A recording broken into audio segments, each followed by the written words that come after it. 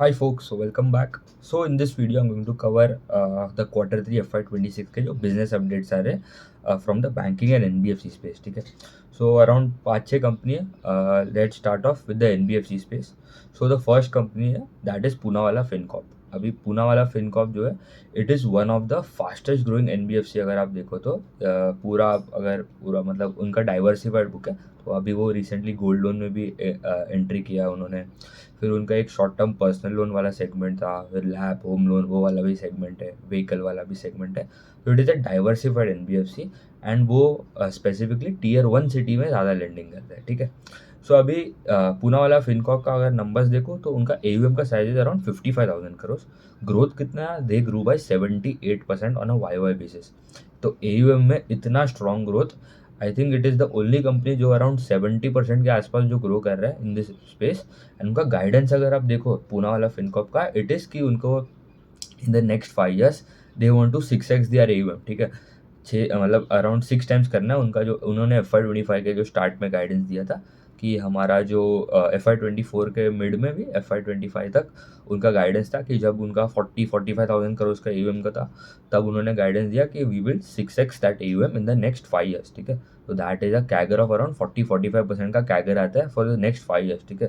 तो मतलब growth is मतलब one of the best in this industry.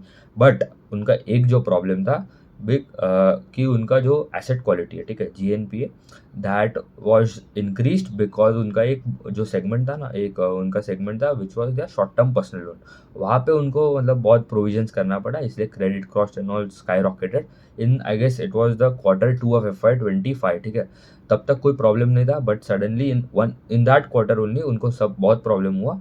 And उसके बाद gradually they are improving, but अभी भी उनको पैट में जो ग्रोथ आ रहा है वो उतना कुछ खास आ नहीं रहा है. तो हमें देखना पड़ेगा कंपनी का आउटलुक क्या है. आउटलुक तो उनका अच्छा ही है, मीडियम टर्म के लिए उनको ROE पहुंचना है, 15-16-18% के आसपास का ROE चाहिए.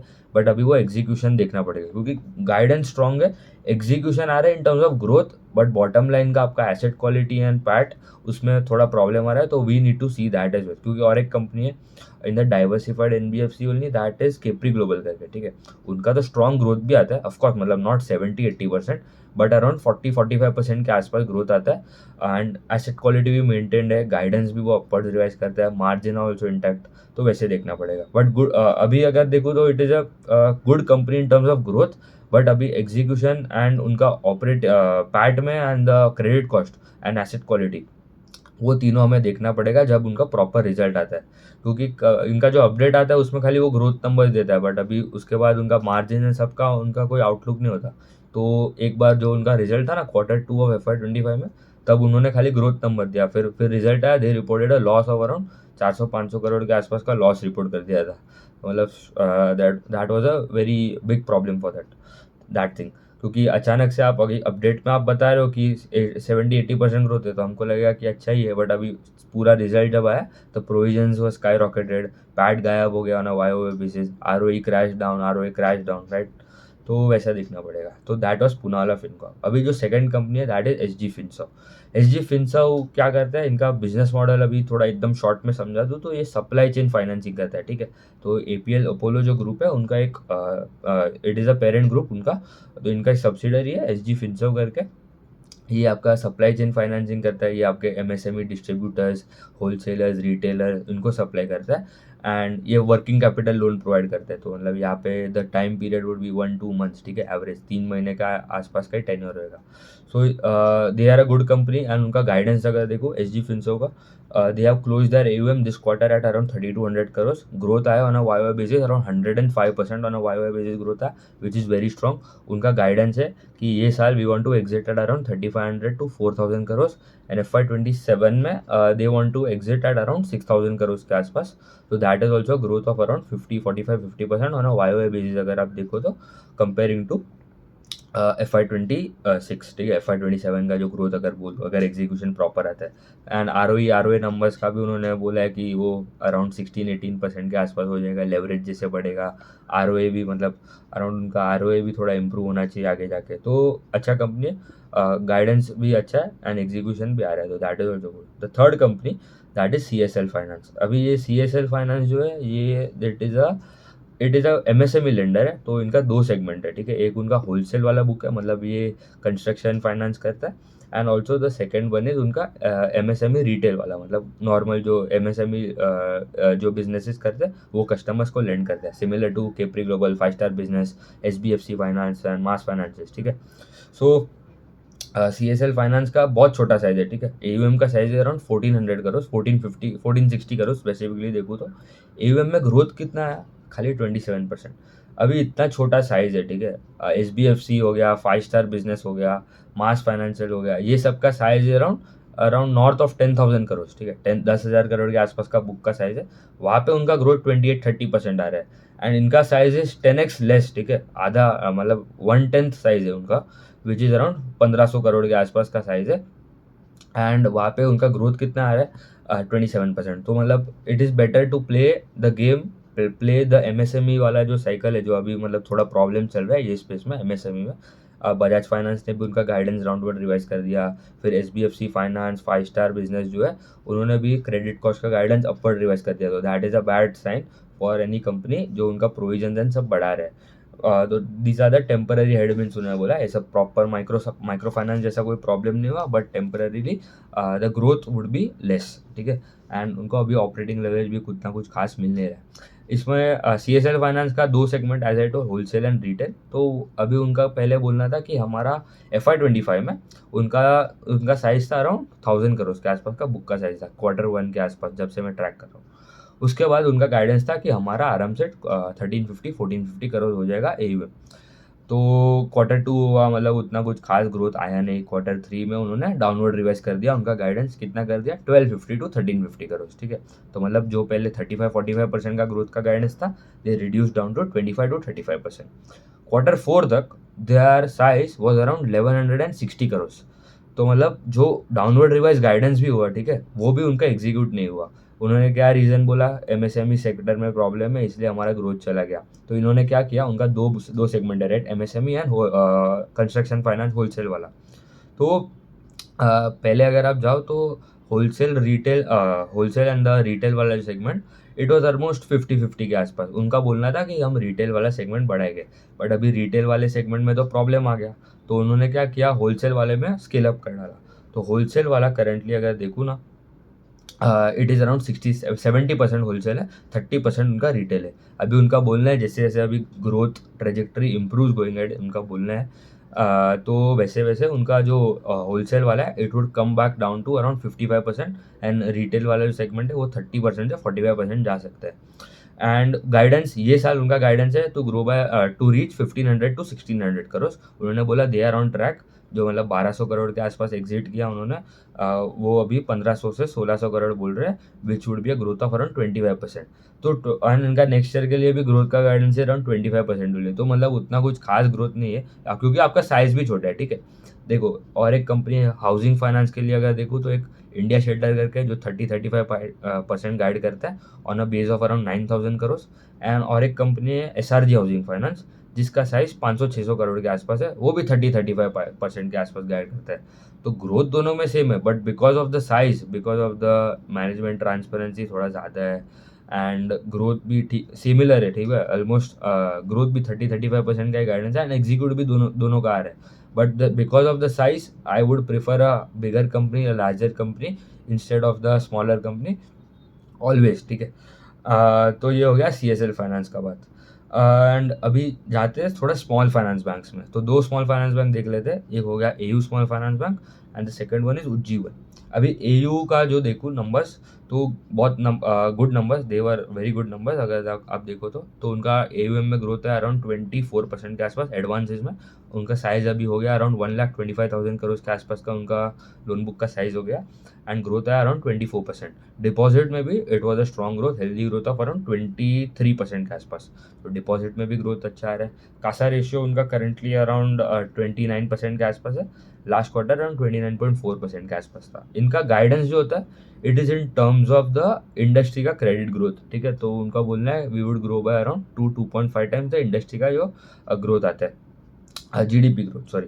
सो अराउंड 8-9-10% के आसपास जो ग्रोथ आता है, दे आर टेलिंग कि they will grow by around 20-25% हो जाएगा एस्टिमेट for FY26. तो credit growth would be around, अभी ये टाइम तो क्रेडिट ग्रोथ बढ़ गया अराउंड 11-12%, तो they can easily grow in the range of around 20-25%, which is good growth, decent growth for a small finance bank.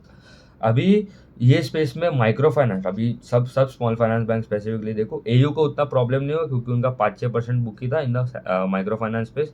But सूर्योदय हो गया, इक्विटास, उज्जीवन, जना small finance bank, capital Small finance को कोई problem नहीं हुआ क्योंकि उनका नहीं है. ईसाफ स्मॉल फाइनेंस बैंक, उत्कर्ष स्मॉल फाइनेंस बैंक, ये सबको बहुत प्रॉब्लम हुआ इन terms of their micro finance portfolio, but वहाँ पे भी अभी रिकवरी आ रहा है. So good company. बट अभी यहाँ पे अगर आप वैल्यूएशन देखो एयू स्मॉल फाइनेंस बैंक का, it has now reach around 4.3 times के आसपास का प्राइस टू बुक हो गया. ठीक है, 4.2-4.3 टाइम्स का प्राइस टू बुक हो गया. तो यहाँ से अ कंपनी ग्रोइंग बाई 20-25%, ठीक है, ठीक ठाक ग्रोथ है. मतलब not bad and not extraordinary भी नहीं है. तो डिसेंट ग्रोथ है. जो अर्निंग्स में मतलब जो ग्रोथ आएगा उतना ही मतलब आपको प्राइस में भी ग्रोथ आ सकता है. कोई रिकमेंडेशन नहीं है, you have to do your own analysis.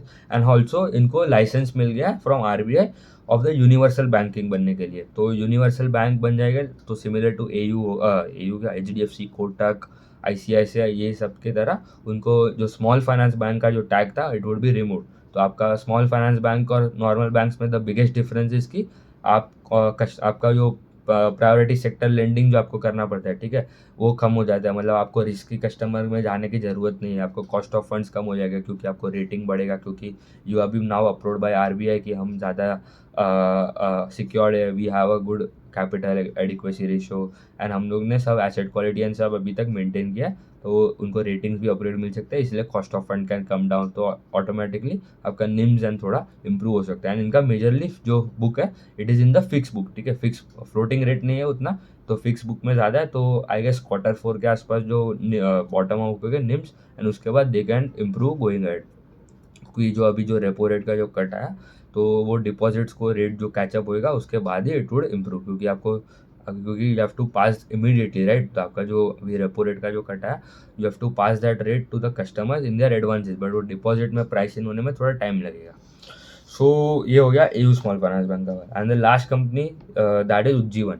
अभी उज्जीवन का भी मेजरली आप देखो माइक्रो फाइनेंस में बहुत सेगमेंट है.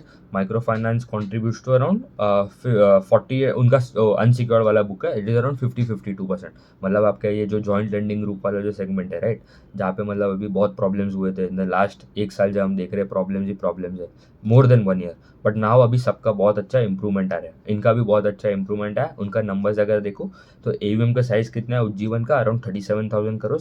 AUM grew by around 22% on a Y basis. तो स्ट्रॉन्ग नंबर था. पहले ग्रोथ आ रहा था 10-12%, फिर 15%, अभी now it has accelerated to 22%. Deposit में भी it was healthy growth of around 22%. And CASA ratio around 27% था, versus 27.5% quarter and quarter basis. Guidance क्या है इनका for FY26? They want to grow by 20-25% in terms of AUM. Deposits में भी similar 20% के आसपास का ग्रोथ. एंड उनका स्पेसिफिकली एसेट क्वालिटी का भी नंबर उन्होंने अपडेट में दिया, वो देख लेते हैं. तो GNPA जो है it has come down from around 2.45 last quarter to around 2.39. तो ट्रेजेक्टरी देखो, ठीक है, नीचे आ रहा है, तो that is a very good sign.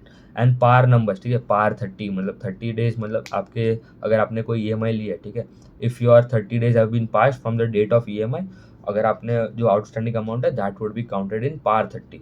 तो वो भी नंबर नीचे आ रहा है. जो अर्ली स्ट्रेस इंडिकेटर्स होते हैं, पार 30, पार 60, पार 90, तो that is also coming down from 4.4% to 3.98%. तो that is also good. And X bucket collection efficiency भी इंप्रूव हो रहा है from 99.63% to around 99.7% month on month, November versus December अगर देखो तो that is also good. And disbursements में we are seeing a strong uptick in terms of joint lending group micro finance वाला जो सेगमेंट है वहाँ पे.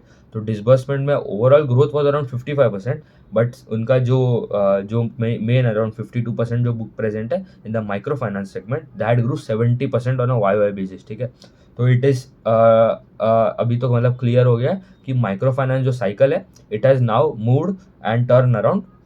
and I would prefer to play this cycle with NBFC, microfinance NBFC like Arman, Muthoot Microfinance हो गया, Credit Grameen हो गया.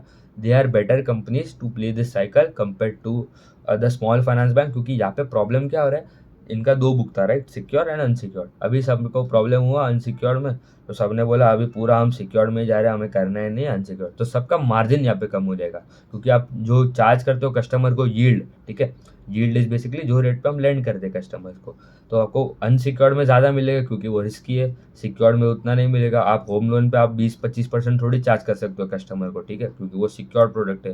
Loan against property में भी आप 20-25% थोड़ी जा सकते हो। आप माइक्रो फाइनेंस में you can easily go to 20-25% के आसपास का इंटरेस्ट रेट्स, तो वो देखना पड़ेगा, क्योंकि यहाँ पे उनका लॉन्ग टर्म गाइडेंस भी देखो ना, उनको विजन 2030 करके जो उन्होंने बोला है कि दैट इज कि उनका एवीएम जो है it could reach around 1 lakh crore, तो that is also good growth of around decent growth of 20-25%। Secured book जो अभी अराउंड 48% है, it can go to around 65-70%, ठीक है। तो यहाँ पे उनका निम्स में कॉन्ट्रैक्शन आएगा over a period of time, तो निम्स में कॉन्ट्रैक्शन आ रहा है, बट क्रेडिट कॉस्ट एंड सब भी ग्रेजुअली कम होएगा क्योंकि मोर टुवर्ड सिक्योर्ड है, तो आरओए तो एक्सपांड होएगा, बट वो अलग अलग डिस्कशन है, that is a different point of view, but they are moving toward secure segment जहाँ पे यील्ड कम हो रहा है, and secured book can go to around 70%, and micro finance वाला डिपेंडेंसी वो कम कर रहे हैं। तो ये हो गया उज्जीवन स्मॉल फाइनेंस बैंक का बात। तो in coming videos will cover other companies in the small finance bank only, Suryoday हो गया, Equitas, Capital Small finance Bank, Utkarsh, ESAF, ये सब को कवर कर लेंगे, ठीक है, उतना ही रखते हैं, थैंक यू।